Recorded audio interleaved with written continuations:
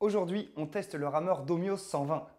Bonjour et bienvenue sur ma chaîne, je suis William, votre coach sur Hammerinder. C'est un plaisir de vous retrouver aujourd'hui pour cette nouvelle vidéo de test rameur. Avant de commencer, téléchargez une séance de 45 minutes. Celle-ci, elle se trouve dans la description sous cette vidéo. Pour cela, il suffit simplement de me laisser votre adresse email dans la description et je vous envoie automatiquement par mail votre séance de 45 minutes. Toujours avant de commencer, abonnez-vous à la chaîne et appuyez sur la cloche pour recevoir toutes les dernières parutions sur ma chaîne et tout ce qui concerne le rameur. Vous êtes prêts? Allez, c'est parti! Mon rameur Domios 120 est encore dans son carton. Avant de démarrer le test, il faut le déballer. Une fois déballé, il ne reste plus qu'à le monter. Mon rameur Domios 120 est monté, on passe maintenant au test. Premier point, les caractéristiques du produit. Le rameur Domios 120 est un rameur à résistance magnétique avec une roue d'inertie de 4 kg.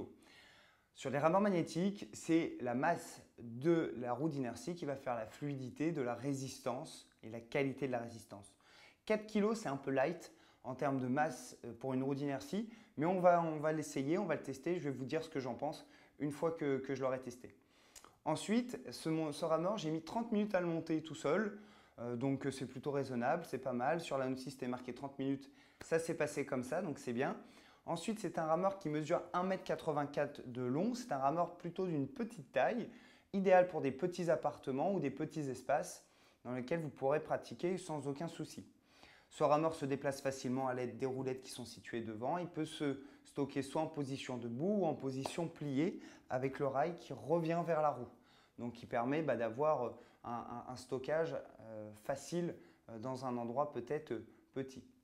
Ensuite, c'est un rameur qui pèse 28 kg. L'ensemble du rameur pèse 28 kg, donc c'est plutôt quelque chose de relativement standard. Et c'est un rameur qui coûte 299 €. Donc on n'est pas sur le haut de gamme de chez Decathlon. Le haut de gamme de chez Decathlon, actuellement, c'est le rameur Domios 500. Voilà. Et on n'est pas non plus sur le premier prix, qui est le rameur Domios 100. Donc celui-là, le Domios 120, on est vraiment sur une gamme intermédiaire. Deuxième point, le test. Donc là, on va tester cette machine. Donc toujours dans un premier temps, je teste souvent en premier, c'est la coulisse, la poignée et les cale-pieds, puisque c'est les éléments avec lesquels je suis directement en contact. Alors la coulisse en elle-même, c'est j'ai l'impression la même que sur le Domios 500, que j'avais trouvé assez confortable. Je sais qu'il y en a quelques-uns dans les commentaires qui m'ont dit qu'il y avait le rameur Domios 500 et qui ne trouvaient pas forcément la coulisse confortable, donc n'hésitez pas à me le dire dans les commentaires, je serais ravi de vous lire. Donc celle-ci, elle est plutôt confort, enfin de mon point de vue, donc c'est plutôt bien. La poignée, alors cette poignée, c'est une poignée qui est droite, là vous le voyez, hein. Poignée complètement droite ici. Généralement, sur les rameurs qui vont être d'une qualité un peu supérieure, il y a un petit décroché au niveau de la poignée. D'une, pour gagner un petit peu en amplitude sur la position arrière, et de deux, pour avoir moins de contraintes mécaniques. Donc alors une poignée droite, généralement, c'est peut-être un peu plus difficile à tractionner plutôt qu'une poignée qui est un peu ondulée. Donc ça, très bien. Ensuite, les cale-pieds. Alors les cale-pieds, voilà, les fameux cale-pieds qui pivotent autour des axes, ici. Vous avez ça sur tous les rameurs qui coûtent moins de 300 €. Voilà, certains rameurs qui sont jusqu'à 500 € ont aussi ce système de cale-pied avec des petites plaquettes ici qui tournent autour d'un axe. Donc on va les tester, on va voir ce que ça donne et puis on va voir si c'est efficace. Alors, on commence par installer ses pieds ici dans les cale-pieds. On serre au niveau, hop, ici, des petites sangles ici. Donc ça, c'est plutôt efficace, hein, ça tient bien le pied par contre. Le système de clip, c'est plutôt bon. Donc ça, c'est chouette. Je ne sais pas dans le temps comment ça dure, mais en tout cas, c'est bien. Ensuite, je prends ma poignée. On est parti.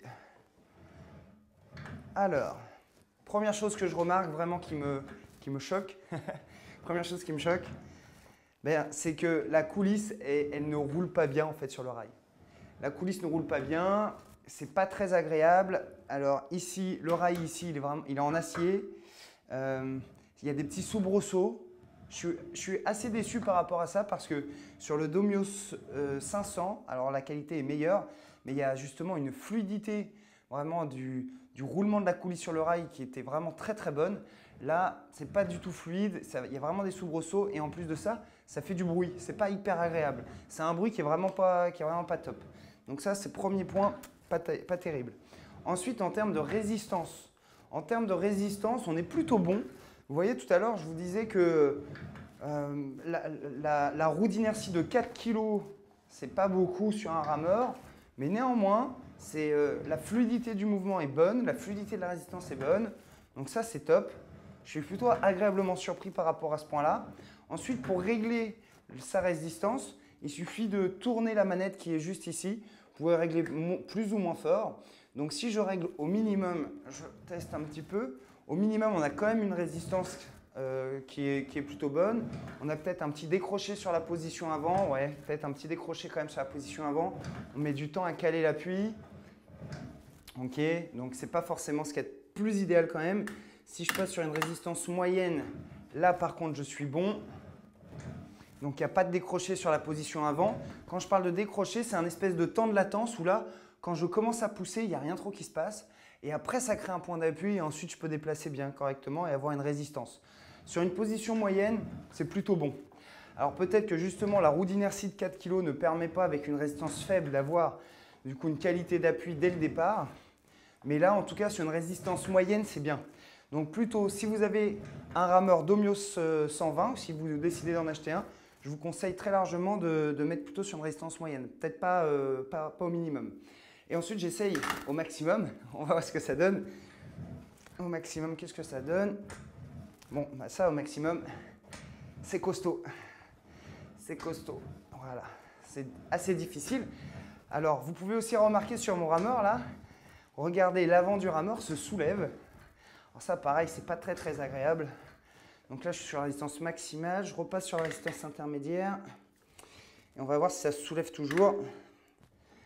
Ouais, si ça se soulève encore. Ça, c'est pas top.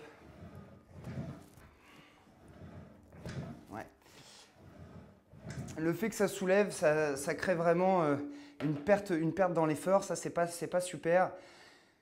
Mais je trouve que finalement, il se soulève quand même peut-être un petit peu moins que le Domios 500. C'est bizarre, hein, mais il soulève un petit peu moins, mais ça se soulève quand même.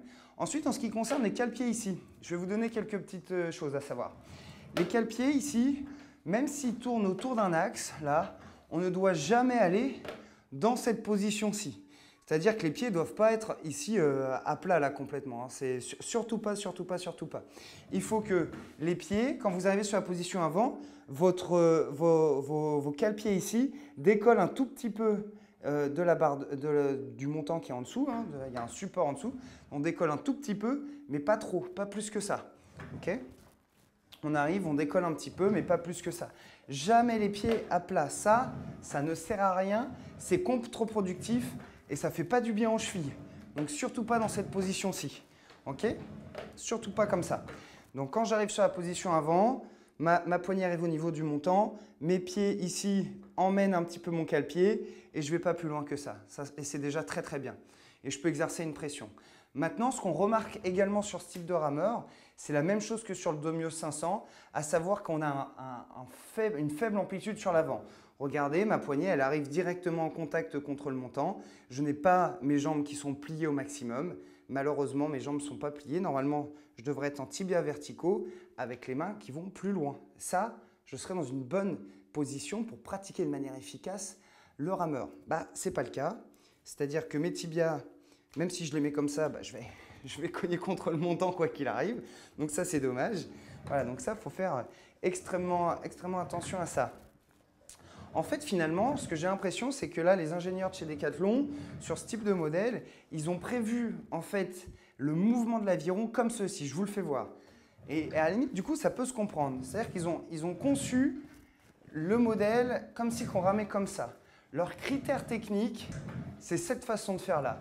Dans cette position et dans cette façon de faire, le rameur Domios 120 peut s'utiliser. Sauf que le problème, c'est que nos critères techniques, puisque vous suivez la chaîne, c'est que vous vous intéressez un peu au rameur et que vous commencez à avoir un peu d'expérience, c'est que nos critères techniques ne sont pas les mêmes que les ingénieurs de chez Decathlon par rapport aux positions. Là, le corps, quand il reste en arrière, ouais, ok, ma poignée, elle tape pas. Il n'y a pas de souci, il n'y a pas de problème. Mais ça, c'est pas bon, c'est pas la bonne façon de faire. La bonne façon, c'est de tendre les bras, de replacer le corps, puis de plier les jambes. Et c'est là qu'on voit que, que ça passe pas. Donc, en fait, le problème qu'ils ont eu, je pense, dites-moi si vous êtes ingénieur chez Decathlon, ça serait hyper intéressant dans les commentaires, c'est que finalement, le critère technique pour construire la machine n'était pas forcément le bon. Voilà, donc c'est pas comme ça qu'on rame. Et finalement, ce rameur, il doit s'utiliser de cette manière-ci pour pouvoir l'utiliser correctement. Donc très bien par rapport à ça. Ensuite, on va passer sur l'écran. Troisième point, le compteur. Alors sur le compteur du rameur Domios 120, ce compteur est assez basique. Il est vraiment très très basique. Vous allez voir quelques informations pour votre entraînement. Vous allez retrouver le nombre de coups réalisés pendant la séance. Vous allez retrouver également le nombre de coups par minute. Vous allez retrouver les kilomètres parcourus, les calories perdues, voilà, et le chronomètre. Généralement, les informations défilent au fur et à mesure que vous allez ramer. Il va y avoir une indication d'information au fur et à mesure de la séance et ça va dérouler au fur et à mesure. C'est un chrono vraiment, enfin c'est un compteur très basique pour moi qui a assez peu d'intérêt. Donc si vous choisissez votre rameur Domios 120 pour le compteur ou la programmation, eh bien du coup ce n'est pas forcément un bon choix. Utilisez plutôt justement les vidéos sur la chaîne YouTube pour pouvoir vous aider à vous entraîner plutôt que vous focaliser sur votre compteur. En conclusion, nous allons voir les points positifs et les points négatifs du rameur Domios 120. En point positif, eh bien, il y a tout simplement le prix, déjà en premier lieu, puisque ce rameur coûte 299 €. Même si c'est déjà une petite somme, 300 € pour un matériel, eh bien, dans la catégorie des rameurs, c'est un rameur qui est pas cher. Donc, c'est un rameur qui est plus accessible que d'autres appareils. Ensuite, dans les points positifs, il va y avoir le bruit, le niveau sonore. Puisque c'est un rameur à résistance magnétique, eh bien, du coup, ce rameur ne fait pas beaucoup de bruit. Le seul bruit qui est réalisé, c'est par le rail. La coulisse qui roule sur le rail, c'est ça qui fait un petit peu plus de bruit. Mais autrement, vous pouvez en faire en appartement sans aucun problème. Le troisième point positif, ça va être l'encombrement, puisqu'avec son 1,84 m, il n'est pas très grand, il se stocke assez facilement et il est idéal pour des petits appartements notamment ou des personnes qui ont plutôt une petite taille, voilà, pas des gens trop grands. Ensuite, il va y avoir un autre point positif qui va être la fluidité de la roue, de la résistance. C'est vraiment un point qui est important. Un point qui, quand je l'ai vu, quand je l'ai testé, je ne savais pas trop ce que ça donnait. Voilà, notamment que cette résistance, cette roue d'inertie de 4 kg, elle est plutôt très bien. Donc la fluidité de la résistance, elle est bonne. Donc ça, très bien. Dans les points qui sont négatifs, ça va être le manque d'amplitude sur l'avant. Vous avez vu la poignée qui touche très rapidement le montant. Ça va être la qualité des informations sur l'écran, qui sont vraiment très basiques et assez peu pertinents. Et ensuite, on va avoir la qualité de glisse du siège sur le rail, qui est vraiment pas bon. Il y a des soubresauts, le rameur il est tout neuf et c'est pas très agréable de revenir vers la position avant ou vers la position arrière en glissant la coulisse sur le rail avec tous ces petits à-coups. Maintenant, à qui s'adresse ce rameur? Ce rameur s'adresse plutôt aux personnes qui vont ramer 1 à 2 fois par semaine au maximum, voilà, qui débutent l'activité et qui sont des personnes plutôt d'une petite taille et pas d'une trop grande taille. Quand je parle de petite taille, ça va être toutes les personnes qui vont peut-être mesurer jusqu'à 1,60 m. Voilà, au-delà, je pense que ça va être un peu compliqué d'utiliser ce matériel, sauf si vous utilisez la technique Décathlon, je l'appellerai comme ça, avec le corps en arrière, mais vous ne respectez pas du coup les bonnes positions sur la pratique du rameur. Donc vraiment, plutôt personne de petite taille, plutôt débutant, 1 à 2 fois par semaine pour découvrir le rameur. Eh bien pour vous, ça sera peut-être bien avant de faire évoluer votre matériel et voir si cette discipline vous plaît. Si vous avez aimé cette vidéo, eh bien n'hésitez pas à mettre un pouce bleu juste en dessous de la vidéo, ça aide au référencement et je vous remercie. Si vous avez des messages, si vous avez des compléments d'informations, si vous avez des questions, vous me marquez tout ça dans les commentaires, on est très actifs et j'y réponds assez rapidement, donc n'hésitez pas, c'est avec grand plaisir que je vous lis et que je vous réponds sur chaque commentaire sous ces vidéos. D'ici là, n'oubliez pas de lasser vos chaussures, d'allumer l'écran et ramer. Allez, ciao!